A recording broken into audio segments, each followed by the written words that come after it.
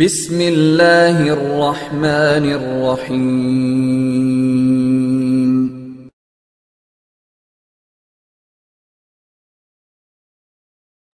আর আমাদের একজন মানে আমাদের ভাতিজি বলা চলে, সুন্দর প্রশ্ন করেছে। জাযাকুমুল্লাহ খায়ের। এবং ভাইকেও ধন্যবাদ জানাচ্ছি যে বাচ্চাদেরকে ছোটবেলা থেকেই এভাবে ইউজ টু করা এটা জরুরি, দিনের সাথে পরিচিত করানো জরুরি। প্রশ্ন এসছে যে আমরা তো হাঁচি দিলে আলহামদুলিল্লাহ বলি, এখন ঢেকুর যদি আসে সেক্ষেত্রে আমরা কি বলবো? ওনার উস্তাদ ওনাকে শিখিয়েছেন যে উনি আস্তাগফিরুল্লাহ বলবেন। জি, এই ব্যাপারে কথা হচ্ছে, ঢেকুর আসার পরে কোনো দোয়া আল্লাহ রসুল পাঠ করেছেন এরকমটা আমরা কোথাও পাই না। যে ঢেকুর আসলে আল্লাহ রসুল এই দোয়া পড়েছেন, সেটি আমরা পাই না। আহ, কিন্তু কেউ কেউ বলেছেন আলহামদুলিল্লাহ বলবে, আবার কেউ বলেছেন আস্তাগফিরুল্লাহ বলবে।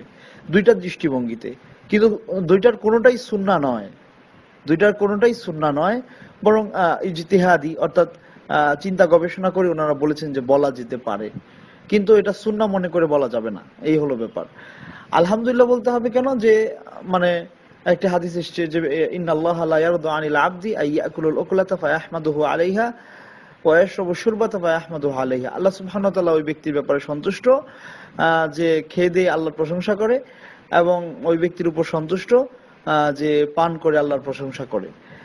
তো এই ক্ষেত্রে অবশ্য খাওয়ার পরে আমরা যে দোয়া পড়ি, আলহামদুলিল্লাহিল্লাযী আত'আমানি হাযা মিন গায়রি হাওলিন মিন্নি ওয়ালা কুওয়া, এটি সহিহ হাদিসে এসেছে এই দোয়াটি পড়া। আর মানুষ ভালো করে খেলেই ঢেকুরটা আসে। তো কেউ বলেছেন যেহেতু মানে সে খেয়েছে ভালোভাবে, সেই জন্য সে আলহামদুলিল্লাহ বলবে। আবার রাসূল করিম সাল্লাল্লাহু আলাইহি সাল্লাম মানে খুব বেশি খেয়ে ঢেকুর তুলতে নিষেধ করেছেন। এই জন্য কেউ কেউ বলছেন যে ঢেকুর আসলে আস্তাগফিরুল্লাহ বলবে, যে আমার থেকে হয়তো এটা ভুল হয়ে গেছে, এতটা খাওয়া আমার ঠিক হয় নাই, এই জন্য আমি আস্তাগফিরুল্লাহ বলছি।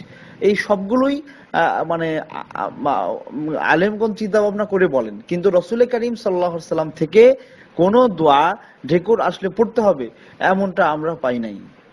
জাযাকুমুল্লাহ খায়ের।